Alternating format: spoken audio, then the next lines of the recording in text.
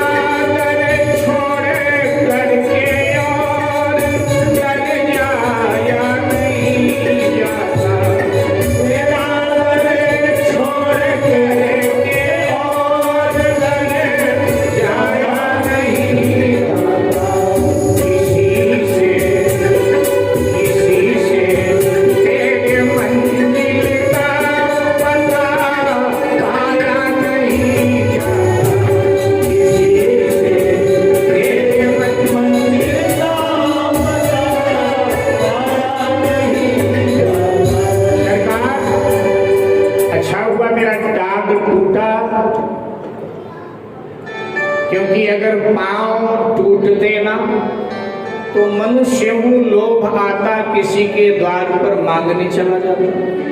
लेकिन अब अच्छा हुआ, झंझट खत्म, पांव टूट गए, चल पाऊंगा नहीं, अब तेरे दर पे ही पड़ा रहूंगा, तेरा दर छोड़कर और दर जाया नहीं। निष्काम भक्त किसी भी परिस्थिति में भगवान से भी कुछ नहीं मांगता, और तो और भगवान से भगवान को भी नहीं मांगता है निष्काम भक्त। तो केवट निष्काम भक्त है।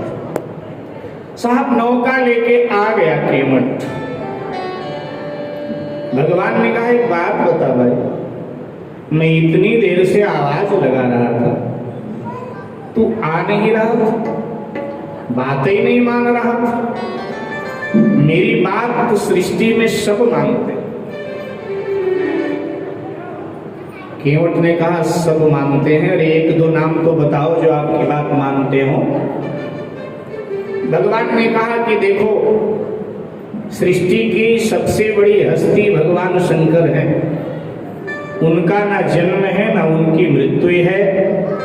ऐसे अविनाशी महादेव भी हमारी बात मानते हैं, और तू नहीं मान रहा था, मैं बुला रहा था, तू आ नहीं रहा था। केवट ने कहा भगवान महादेव तुम्हारी बात माने तो माने, मैं नहीं मानूंगा सबको। क्यों? केवट ने कहा मैं शंकर जी से बड़ा हूं। देखो साहब, केवट देहाती आदमी है, अनपढ़, गांव का निवासी, अछूत, पढ़ा लिखा। अच्छा, गांव देहात के लोग बनावटी भाषा नहीं बोलते हैं, बस जो आया सीधे बोल देते हैं, वो बात बनाना उनको नहीं आता। तो केवट भी अपनी देहाती भाषा में सीधे बोल रहा है। कहने लगा मैं शंकर जी से भी बड़ा हूं। भगवान ने कहा हद हो गई, शंकर जी से तू कैसे बड़ा है भाई? केवट ने कहा शंकर जी के जटा में गंगा बहती है, लेकिन मेरे तो पांव में गंगा बहती है, तो मैं शंकर जी से बड़ा नहीं। शंकर जी आपकी बात माने, मैं आपकी बात नहीं मानूंगा। भगवान कहते हैं कि भाई मुझे गंगा पार जाना है, सो नौका में मुझे बिठा गंगा पार कर दे। बोला सरकार, वो तो मेरा काम है, जो आए उसको पार करूं, लेकिन यहाँ तो शर्त है। कैसे? तो केवट ने बड़ी मर्म भरी बात कह दिया कि मांगी नाम न केवट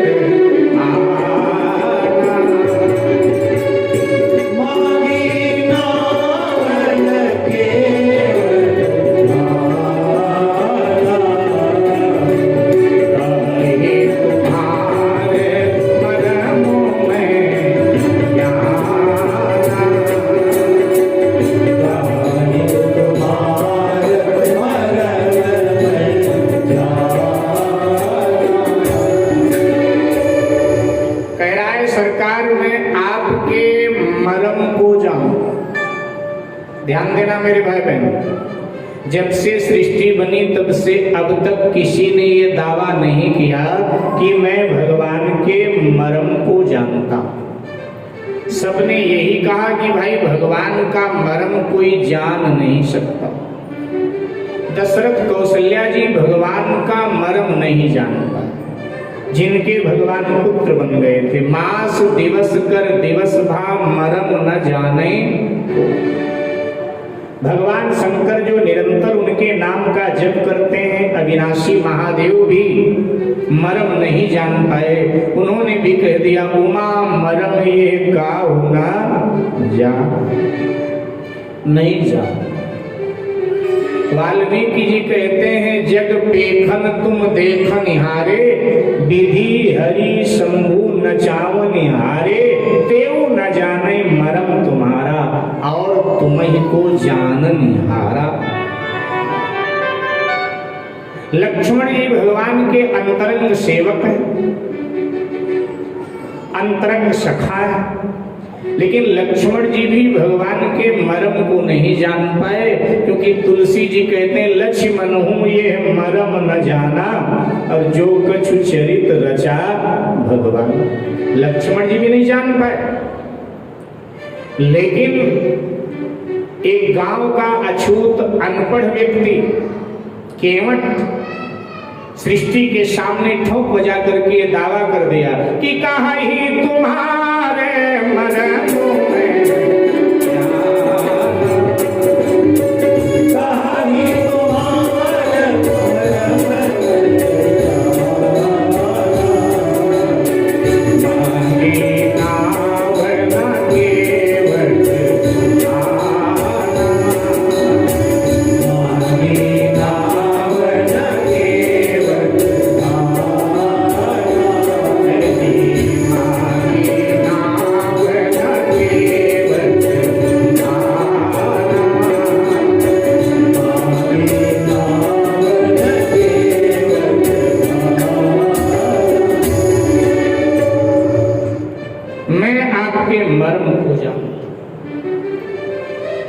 किसी ने पूछा तुलसीदास जी से, जब इतने महान विभूतियां मरम नहीं जान पाए, फिर ये अनपढ़ आदमी कैसे दावा कर रहा है गंगा के तट पर कि कहा ही तुम्हारो मरम में जाना? कैसे दावा कर? ध्यान दें, हमारे संत लोग बताते हैं कि गोस्वामी जी ने इस चौपाई के प्रथम अर्धाली में केवट के कई जन्मों के कथा का समावेश किया। थोड़े उमा जानिए सयाने, इस बात को रख करके ध्यान दें। तुलसी जी कहना चाहते हैं मांगी नाव ना, जिससे श्री राम जी ने नाव मांगी है ना, मांगी नाव ना आना, वो कोई और नहीं है। फिर कौन है? गोस्वामी जी कहते हैं वो केवट है, अर्थात वो केवल बट है।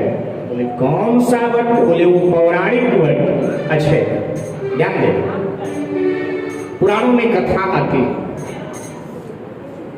कि भगवान की इच्छा हुई मैं निराकार से साकार बनूं।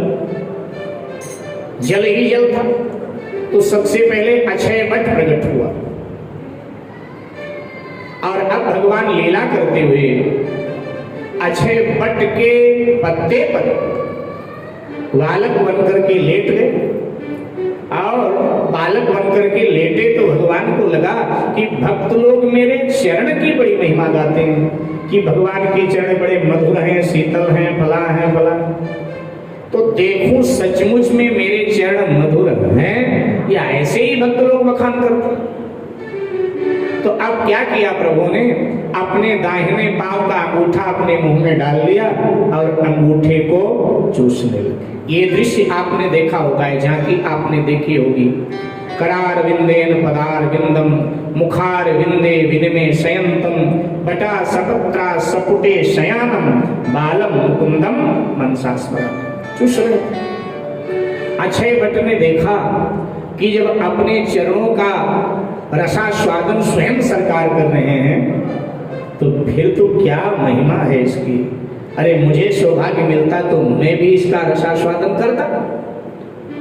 तो अक्षय भट्ट ने कहा सरकार मेरी इच्छा है पूरी होगी।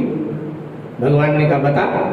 अक्षय भट्ट ने कहा मेरी इच्छा हो रही है कि मैं आपके चरणों को धोकर के पी जाऊं, चरणामृत ले लूं। भगवान ने कहा अभी तेरे इतने भाग्य नहीं, अभी तेरे इतने पुण्य नहीं कि मेरा चरणामृत तू प्राप्त कर सके। हाँ जब इतने पुण्य हो जाएंगे तो संभव ही हो सकता।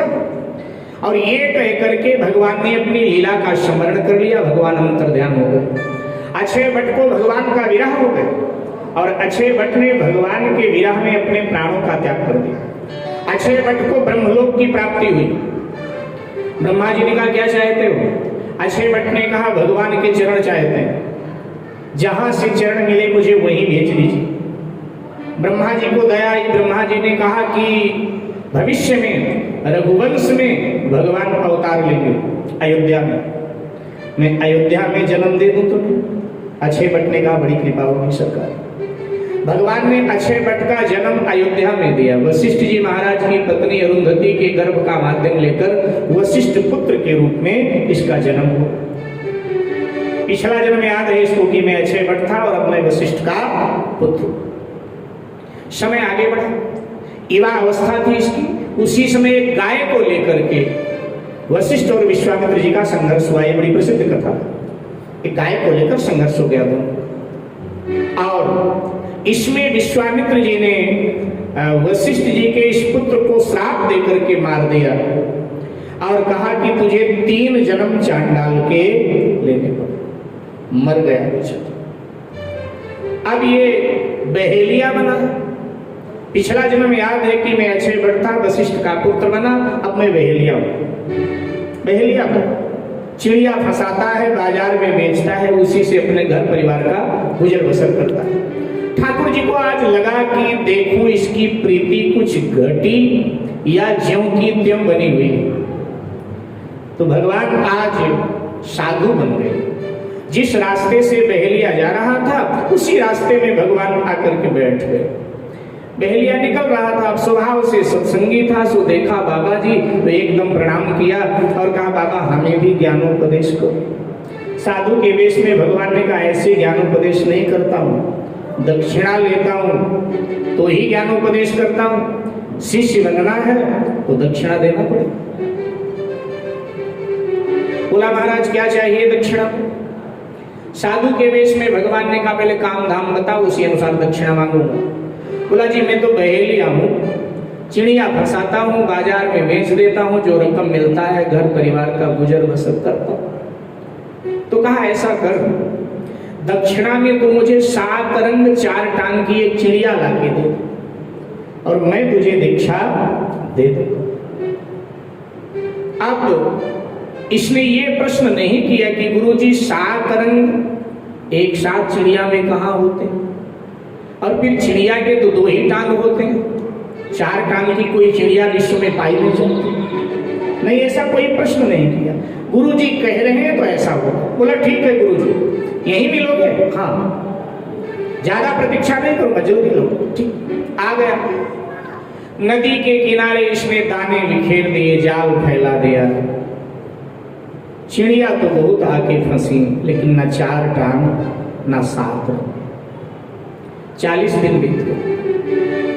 बहेलिया को लगा कि अब मुझे अपने प्राणों का त्याग कर देना चाहिए, मैं गुरु आज्ञा का पालन नहीं कर पाया। बहेलिया ने लकड़ी सूखी सूखी इकट्ठा किया, चिता लगाया और चिता में बैठ गया। जब चिता में आग लगाने जा रहा था तो स्वयं भगवान ही 7 रंग 4 टांग की चिड़िया बनकर साहब जाल में फंस गए। जैसे देखा हो आप गुरु जी के पास जाऊंगा और जाल उठाया, चल पड़ा। अब जहां गुरु जी को छोड़कर गया था वहां गुरु जी है ही नहीं, क्योंकि गुरु जी स्वयं भगवान थे और स्वयं भगवान अब चिड़िया बनकर जाल में फंसे। बहेलिया को लगा कि वो हो मेरे गुरु जी मेरी प्रतीक्षा करके चले गए, मैं उनकी आज्ञा का पालन नहीं कर पाया, मुझे जीने का अधिकार नहीं। हृदय में आघात लगा, गिर पड़ा, बहेलिया मर गया। अब ये क्षीर सागर का कछुआ बना है साहब, इसको पिछले जन्म याद है अपने सारे। ये क्षीर सागर का कछुआ बना, इसने सुन रखा था क्षीर सागर में कहीं से सैया पर भगवान सोते हैं। बोला कभी न कभी खोज निकालूंगा। और साहब तैरता हुआ, लहरों से टकराता हुआ आज ये भगवान तक पहुंच गया। भगवान शयन कर रहे थे, लक्ष्मी माँ चरण दबा रही थी, बिल्कुल नजदीक पहुंच गया, मुंह निकाला कि भगवान का चरण चूम लूं। तब तक लक्ष्मी जी का ध्यान गया, लक्ष्मी जी ने जल का थपेड़ मारा इसकी ओर, तो ये फिर बहता हुआ लहरों में बड़ी दूर निकल। दोबारा फिर प्रयास करता करता आया, लक्ष्मी जी की फिर दृष्टि गई, फिर जल में हाथ मारा तो फिर ये लहरों में चक्कर खाता हुआ दूर चला। तीसरी बार फिर आ गया, लक्ष्मी जी आक्रोश में भर गई। लक्ष्मी जी ने शेष जी से कहा कि महाराज ये बड़ा मूढ़ प्राणी है, ये भगवान के निद्रा में विक्षेप डालना चाहता, जरा हटाओ आप, मेरी नहीं मान रहा है। और जैसे कहा हटाओ आप, तो आपको पता है शेष जी तो शेष जी एकदम फुंकार उठे और अपने फनों में फंसा करके इसको इतनी तीव्र गति से फेंका कि ये सागर से बहुत दूर जाकर एक पर्वत की चट्टान पर गिरा। चोट जबरदस्त आई, कछुआ की मौत हो गई। वही अब गंगा घाट का केवट बना। पिछला जन्म याद है, मैं अक्षय भट्ट था, वशिष्ठ जी का पुत्र बना, फिर बहेलिया बना, फिर कछुआ बना और अब मैं केवट बना हूं। इन्हीं चरणों के चक्कर में कितने पापड़ बेलने पड़े मुझे, इसलिए दावा कर देता है कि कहा ही तुम